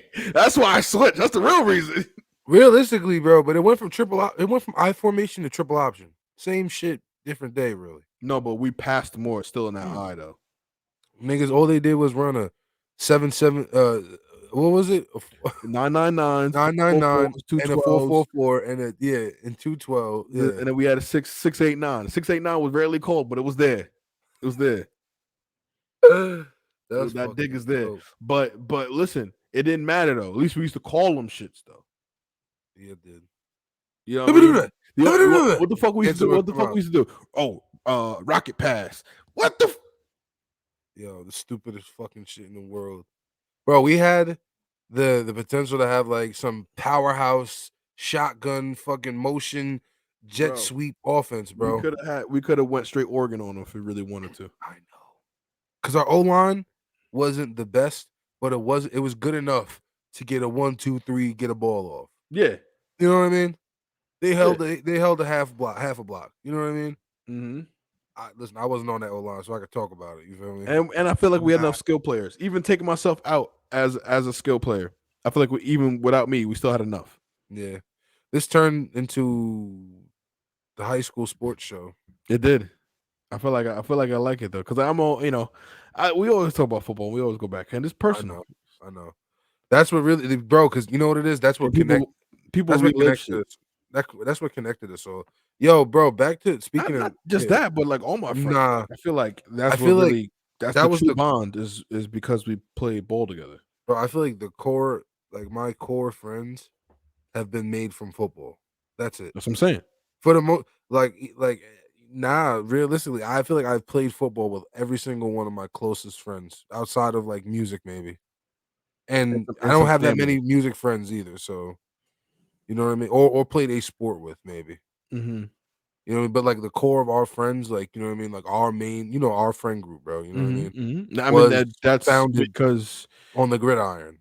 That's because it got that little bit of remnants of gangrene on it, you know what I mean? But it's just but it's just it's the camaraderie, because it's also like that was so different for me too, because once I left high school and went to play in college, like I didn't play for the players because I didn't really know them or fuck with them. It wasn't the same as you playing DT and I'm like, yo, make sure I don't get touched. You know what I'm saying? Like, I'll be honest with you, bro. I like my friends from college a lot, though. I understand that. I understand. Like, I always wanted to and friends till the day. Yeah, I always wanted to fuse my two friend groups from college and high school, because I feel it's hard. I know, bro. It's crazy because like I feel like I met some super fucking dope people. Like there's people I'd be like, fuck, bro. I wish you could meet my son Los. Fuck, I wish you could meet my son Farm. Wish you could meet my son da da da. These niggas, you sound just like this nigga. Y'all would be best friends. Like, you know what I mean? Right, it's like because we know our people. It's like, bro, I met Dean. We was cool from day one. You feel me? I met some of your friends from college. You know what I mean? And I've been, you know what I mean? And it's love. You know what I mean? Because you know what it is. You met some of my boys from college and it was always love from day one. True. It's true. Yeah, man. We definitely birds of a feather. We definitely and that's what I think the understanding is, because when sometimes and then some people don't like know that you play football. They judge you, and then they're like, oh, you play ball? And they're like, oh, where? And they're like, yeah, like, oh, okay. And then they're like, oh, that's why. I'm like, now you unjudging me because you know that I play football now. Yeah, I mean, niggas usually know I play football because I'm big. Well, because sometimes it's like, I'm just you wouldn't know. Some people wouldn't know I have a football body. You know what I mean? So it's just like, nigga, you don't got no football body, nigga. You a ectomorph. What is it? Is it ectomorph? Yeah, you an ectomorph. Not an endomorph, nigga. I'm a mesomorph, nigga. First of all, said a mesomorph. I'm a mesomorph. First of all, don't think I don't know my own body. Nigga's an ectomorph. I'm definitely ectomorph. Wiry as fuck. No, that's not me. Definitely not me. This nigga hit the 200 club and now he's feeling himself. Bro, I'm a big boy now. I'm a big boy now. Yeah, eating them rice and beans upstate. Yeah, you definitely you definitely know that. You definitely know that. That's fucking lit. Papi gordo, you know what I mean? How much what you weighing now, bro? Like 225, 230. Sheesh. You getting up there, bro. That's big. Getting up there, bro. What's like the weight to like now I gotta come down? Like I really gotta get my shit together. 220. Oh, so you're fucking up. Yeah, I'm just fucking up. But I'm like, because 220, 215 is like, I know that's a solid weight that I look good at, and I could maintain that muscle. So it's like it's easy for me. So you're working out still? Yeah, I'm doing light shit. Not really, getting in the gym and shit like that. Get on the Oculus, bro. I'm telling you, nigga, they fake got some fucking I know I did the boxing shit. My whole back was sore the next day. I said, "Oh, this shit for real." Bro, they got yoga. They got I know you. Is it you fuck with yoga? Nah, Of course, not I fuck really. with yoga. Cause Fuck you, with yoga. Yeah, yeah, they got yoga on that motherfucker, bro.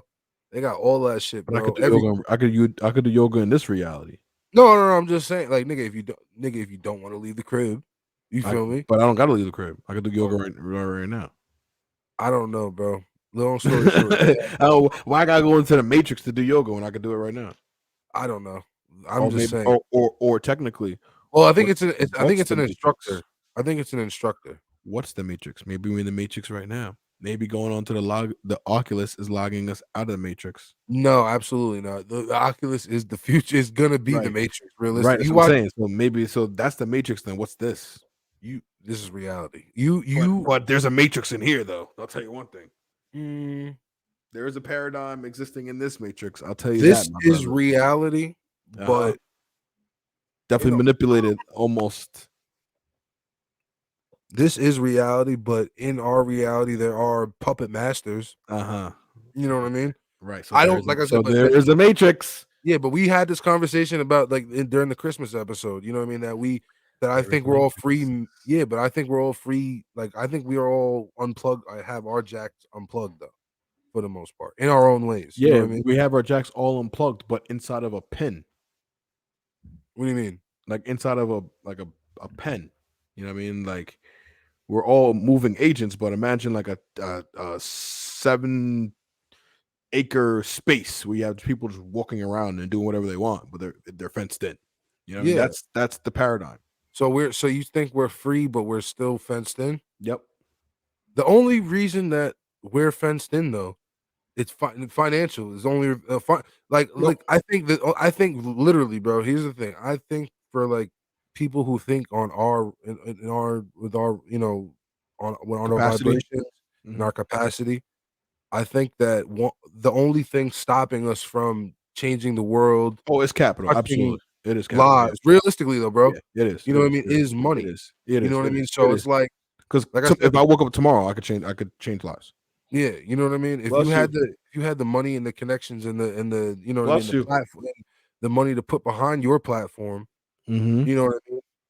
That you can I think someone like you would someone like you who thinks the way you do and who would now be able to have the money to access the real information, the truth, you know what I mean? I think that someone like that, you would change the world, you know what I mean? You wouldn't you would touch the world, you know what I mean? You wouldn't be a puppeteer, I think. And if you turn into a puppeteer, it would be a ploy, you know what I mean? I think you would be a puppeteer in disguise, you know what I mean?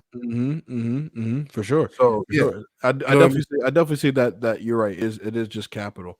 But I feel like sometimes that they definitely our brains are free, brother, because they can't control our brains. They can control our actions. They cannot, but they can poison us though. They can poison our brains.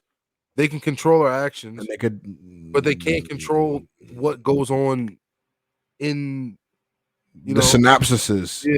They can't control that unless they med you, and in which case they do control that. Well, yeah, but I'm talking about niggas like me and you, who's not meted up, who's not drugged up, who's what I mean, who's fucking, where clear mind, clear thoughts, you know what I mean, that are leaders, you know what I mean. And I like I said, I think that like I said, the only thing that's stopping us from changing the world is capital at this point.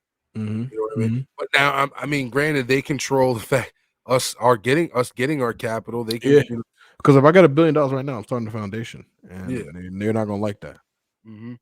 Yeah, but yeah, they can control for us from getting that capital. But that's why we got to have the people. Speaking of that, Patreon.com/Black of the Bear. Facts. Patreon.com/Black of the Berry. Don't forget, Mid-Atlantic Storm Show. We're here tonight.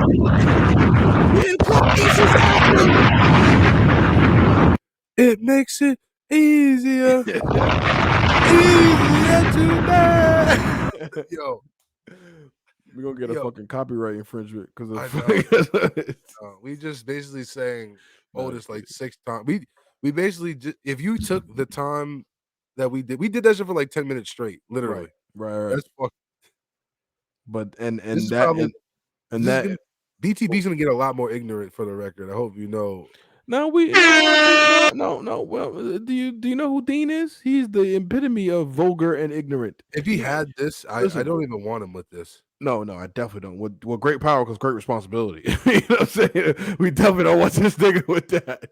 I might not even want to. Yeah, I was gonna FaceTime y'all and like show you. Oh, look at all the shit I could do. First of all, Dean's not the most techno savvy guy to begin with, but I think he can handle knowing what buttons is what buttons. But I just also don't want to know what he would select as those things because they would be like funny shit. But it'd be like, where'd you get this from? Where'd you even find this? You know, damn son, where'd you find this? Damn son, where'd you coke, dope, weed, CDs? We got it all for cheap. I love fucking mixtape drops, bro. Yo, bro, honestly, the mixtape era was fucking crazy. Yo, I'm actually interviewing this dude. Fucking, he's dope. He's like his new new album is literally like all like. Oh, so you're just gonna shameless plug your episode on my episode? That's what you're doing. You know that? You feel me? I did that real smooth. That's what I'm saying. This what we doing now? I ain't even say the name. I'm just talking. We're just chatting, bro. Yeah, we chatting, all right. Nah, but he fucking like his album, like he fucking like fucking machine guns and shit. He got like drops on it and shit. It's fucking crazy, bro. Like I feel like it dropped in 2021. I feel like I'm like back in like 08 though, listening to some shit. Like, and it's like that fucking Waka Flocka like. What is it? Who is it? Them Lex Luthor beats. Yeah, literally like he has like a bro. I'll show you him. I'll show you his shit's fire, bro. But fucking man. Word. Yo, that. But yeah, I love that fucking era of mixtapes. Mixtapes. Word. You a ugly ass nigga, bro. What did I even do? I just wanted to let you know. Oh, okay. I ain't make fun of you all. I ain't really make fun of you all the whole shit. So there's no reason to. You don't got nothing nice to say. Don't say it at all, bro. No, what you mean? I gotta cut it. If you don't got nothing nice to say, don't say it at all. Yo, see, that's the thing about Los. He portrays this. Los is playing a character. Cause off the camera, he be violating, bro. Now I'm playing a character. Off the camera, he be in the group chat. He goes crazy. This is the same Los, brother.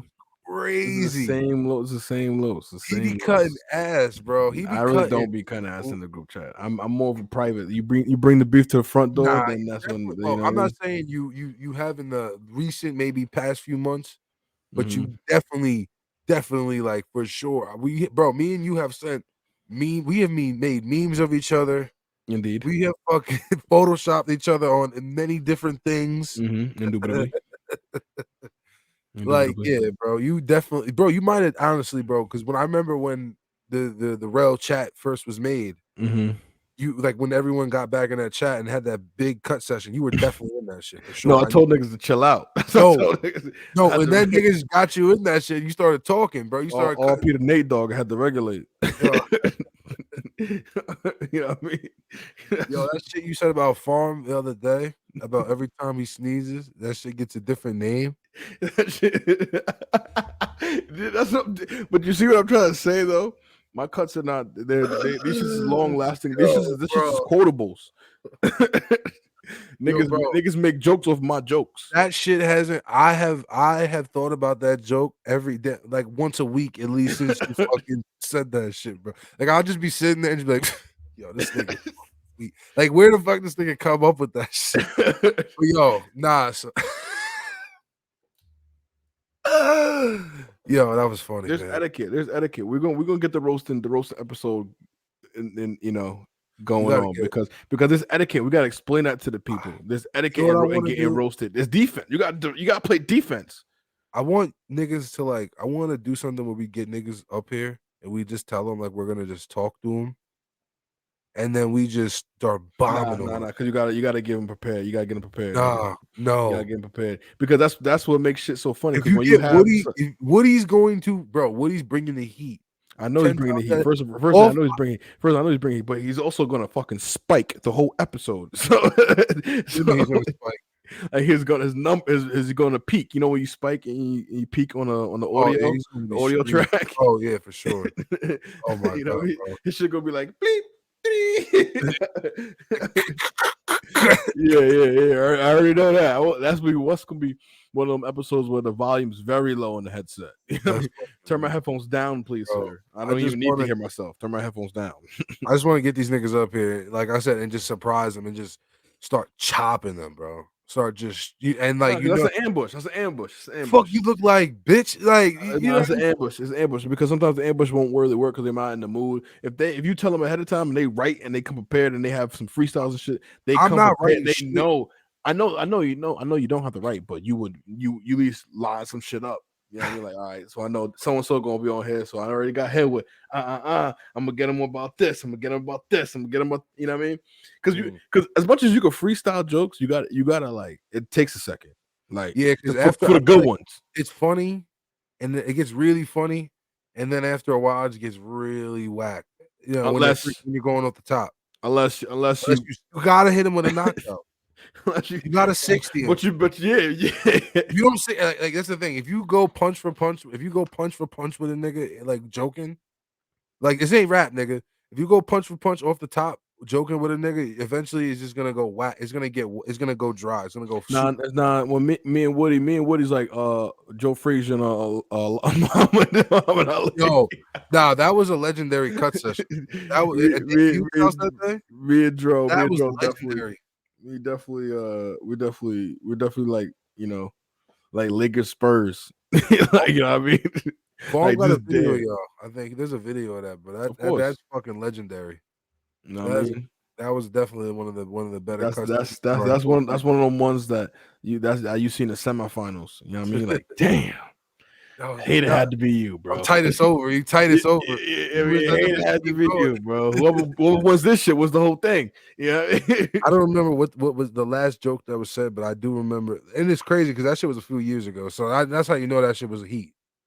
That's how you know that shit was. If you can remember a cut session from a few years ago, from a niggas that cut ass all the time, bro. Not for nothing. Do you remember I tried to set up the cut tournament in high school? Yes. Niggas made a bracket. I was like, how should I seed this shit?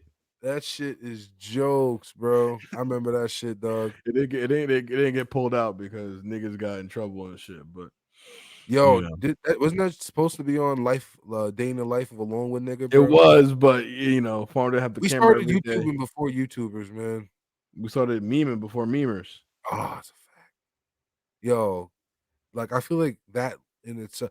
I feel like realistically, Longwood shit like has to be a separate like we have to actually talk about our upbringing and like the things we did. You know what I mean? And why I feel like our friend group isn't just the average friend group. You know what I mean? Like the people we're connected to, the people that, you know what I mean, have gone off to, you know, some of the people we're connected to mutually that's gone off to do things. You know what I mean? Like, yeah. And that's the thing about it. Like Quorum gets such a heavy slout or you know, pressure about all the other stuff that they're reckoning with, you know, drugs and violence and shit like that. But not for nothing, there's a lot of talent in it that just doesn't, it goes nowhere, doesn't come. Yeah, and that's why I feel like sometimes if you don't leave Quorum, you're stuck there. Yeah, that's a fact. You know what I'm saying? And that's why I was very adamant. I'm like, I gotta get the fuck up out of here. In high school, in high school, I was like, I gotta go because I can see myself not leaving. Yeah. And not to say that's not nothing wrong with that, but because you can move to a nicer part of the area. But you know, I mean, I was just on live showing. I was just showing the neighborhood, bro. You know what I mean? I think I moved on up a little bit. I moved out the hood. Yeah, you know, but you're not too far away from it though. Nah, not at all. You know what I'm saying? But it's also about peace of mind though. So that's number one. Yeah, because you can have peace of mind in the hood. But yeah, it's just that's, you know, to me, I feel like that it was just like, you know, I want to have a certain, like, you know. Yo, but honestly, bro, is the thing, especially like, you know, going after the industry that we're chasing after. Most people, because they're your friend, they're not going to take you seriously just because they're your friend and they're just going to laugh at you no matter what. And like, not to say that they won't go hard for you, but it just comes with a different degree of respect when it's like when you go OT, when it's when you strangers. start traveling, bro. Like, man, listen, bro. When I go, like, not talking about the city. I'm talking about like when I do shows out of state, bro. I feel mad love. You know what I mean, bro? You know what I mean? I got fucking, artists, fans, whatever, people come. You know what I mean? And when I hop off the show, it's love, bro. You know what I mean? When I see these artists from other states, other places, you know what I mean? Like, it's a different vibe. Like when I go to when I do shows like out here, sometimes, you know what I mean? Like there's like it's kind of, and it's fucked up. Like these niggas will do shows and then just go home. You know what I mean? Like, I'm not saying there's nothing like, all right, listen, bro. Like, But you got to capitalize on a night. Like, there's definitely more stuff to do. The network, there's more opportunities. bro, what you mean? Like capitalize, like leave the area, or No. I'm saying like if you obviously you perform that night in an event, there's obviously some after parties to go to. There's obviously some shit to go to in the city. So definitely instead of going home, stay, capitalize, network. Every single time I've ever gone to one of those shows, there's always like people going out after, or niggas hosting the studio session, niggas at least going half on talking like they've networked themselves to ready to go half on the studio session that night. You know what I mean? Like, or niggas just party, you know what I mean? Like, just do something, you feel me? But like, I don't know. I always found it really weird that, people fucking, did that shit. You know what I mean? Like, I don't know. Just never understood it. Like, but yeah, I just the OT love is I fuck with it's the strangers. That's it. And it's also too bad. And I said this before. We said this on the channel before. It's like their friends only know you in one aspect. They know you from being Ben, the funny nigga. Yeah. They don't know BT. They might know BT, but sometimes they have a hard time accepting BT because he's not Ben. They know BT. The funny. They know BT, the party guy. They know Ben, the kick game guy. They don't respect, but yeah, they don't respect the BT the artist. That's what I'm saying. They don't respect BT because they didn't know, because in high school you didn't have these talents and it wasn't expressed to them then. So it's like they're not familiar with it. So it's hard to accept it now. It's just weird. It's fucked up because people have traits that you just never know about. Yeah. I mean, listen, it's just weird because, like, okay, I do remember there was a point in time where everyone became a rapper. Okay, like from where we were all from. Time. Oh yeah. But like, I feel like when I decided to become a rapper, it was prior to everyone becoming so like, you know what I mean? I don't, you know what I mean? It wasn't like I don't know. Maybe I got lost into that wash of people. Everyone. I mean, you can say the same thing about podcasts. Yeah, you know what I'm saying. Yeah, everyone for sure wants a podcast. But I feel like we did it way before when it's like, okay, it was kind of a thing, but it's not a super trend now. Now it was an untapped mind at that point when you were doing it. It just, now fucking everyone and their fucking sister got one. Literally, it's called Everybody and But Their Sister. Really? No, I'm just probably probably is one. But yeah, man, I think Joe Rogan will be proud on this one. We went for 1:40. We just definitely shot the shit. We shout out to Cito, our guest, who tried to, we're gonna get you on again, bro. Yeah, for sure. Man. Try to stay on due to unseen technical difficulties. You couldn't stay on the show, but definitely want to thank the guy BT for staying on here, shooting the shit with us, recapping, taking a walk down memory lane. Don't forget BTB coming to you, new episodes. Jay's and Joe's Hump Day highlights, conversation with Dean, regular BTB episodes, man. We still working, we still going, man. And we ended the season right, but 2K22. Go crazy. Yeah, we definitely doing that. That's the 30 ball year. Yo, listen, that's the hardest niggas gotta go. That's the hardest year we ever gotta go, bro. You know what I mean? 30. It's gonna start 30 ball year. Our back's gonna go out. Is it gonna be a 30-30 or is it gonna be a Gatsby 30? That's what I really want to know. I mean, we'll find out. It's dirty. I'm dirty every day, so it might be Gatsby for me. Oh, okay. I might have to switch it up. The 30-30 is pretty ruthless too. That might be a blackout. That might be a blackout event. Yeah, it might be. Yeah, that's a blackout gala. Yeah, that sounds actually kind of hard. I know. Bro, I haven't been Don't drunk take in my like, idea now. I know you're gonna say Nah. you're gonna mention that shit to Katie. Next thing you know, gonna be fucking flyers and shit out. oh, bro, yeah, you know how she gets down. She'll go I crazy. know that shit gonna be playing. That shit gonna be a Facebook group already. Oh, she I'm loves like, the what? Facebook groups. I just told her this shit last night. Nah, she loves the Facebook groups and she loves making the lists. She writes them down and she puts them in her phone. It's actually kind of cute. She was like, "Yo, Like, this is my digital backup in case I lose the physical copy." Just in case I happen to lose my list, I got a list for that list. I got a list just to tell me to edit this list. I respect That's funny. All right, man. It's been fun. It's been real. I love y'all, man. Enjoy the rest of the weekend. Peace, love, and chicken. Love. And I ain't don't do the last part. Just don't. It's all right. We got it. We got it. We got it. We got it from me. Chicken wing, crossface chicken wing. We got it from me. We know you like chicken wings. Bitch, we know you like fucking ear spray, bitch. Nah, we know you like chicken wings. It's okay. We know. Hey, listen, Bone Crusher. It's okay. It's okay. Yeah. When's the last time you got an ear test? When's the last time you stepped on a scale? I stepped on a scale yesterday. When's the last time you got an ear test? Did you break it? No, I weighed in at 315. 9:15. What? This just says a time. What did it say? What? Yo, bro, did you hear the bugs? What did you say? Yo, I heard. Did you hear the bugs crawling in your fucking? Nigga, did you say your weight was dusk, nigga? Is that what you said? Is that what you said? Nigga, you can hear the sun rotate. What you talking about, bitch? Nigga, you are the sun rotating. You are the sun rotating. Get the fuck out of here. Look nigga. at you, bitch. You look like Crunchy Black, bitch. Fuck out of here. You got free solar in your crib, bitch. You don't pay for shit. Well, you know how the crib is dark as a bitch. Yo, man, you're not supposed to, it's not supposed to be light. It's light nigga, dark nigga, cold nigga, real nigga, rich nigga. Come on, man. Still nigga, bro. Don't do that. You right. You still nigga. You still pretty. Right? Get off your phone. I'm on my phone. What are you talking about? What are you looking down at, bitch? Don't worry about it, bitch. What are you looking down at? Get off of it, bitch. I'm looking at your medical records, bitch. Look at your fucking EKG spike, bitch. Lay off the Haagen-Dazs, motherfucker. That's what I'm looking at. Don't worry about me. Man, this nigga.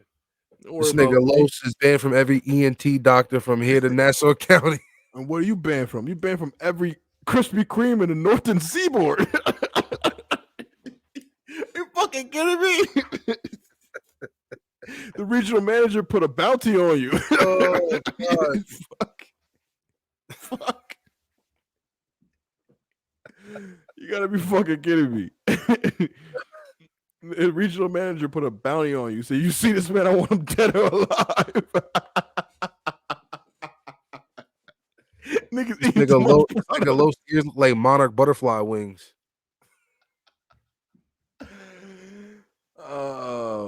Fuck out of here, nigga. Your skin is rough like a pork belly. Fuck out of here, nigga. Show that Nigerian hair, bitch. Fuck out of here, nigga. Bitch, you look like a Simone with the best vision, bitch. Fuck out of here, bitch. You look like bop beep boop. you like an eye doctor for Samoans, nigga. What the fuck you look like? Nigga, fuck out of here. You look like a teacher that sell drugs to the kids, bitch. Oh shit. You look like you sell dime bags to the kids, nigga. Like I'm on Power or something. Yeah. Yo, Mr. Simple, he cool. Yeah. Word? That's fucked up. You look like you look at some one nigga that got 95 jobs. That bitch is a bank teller, a super, a drug dealer. A bitch works overnights at a gas station. Yo. Bitch got daddy like, yo, why I keep seeing you, bro? You got cousins? Nah, it's my third job. It's my third shift today. Yo, bro, I will never ever have two jobs ever again. I will never work two jobs ever again. And if I am working two jobs, I will never work two jobs and The other job guy, I can't Yes, feel you like will. work. Yes, No, you I will. No, First I of all, you compete twice a year. You got Nathan's hot dog contest, and then you got the chicken wing eating contest. So how the fuck Yo, you what about the definitely do Q-tip compete awards, twice a bitch? year. What about the You Q-tip definitely awards, do bitch? compete twice a year.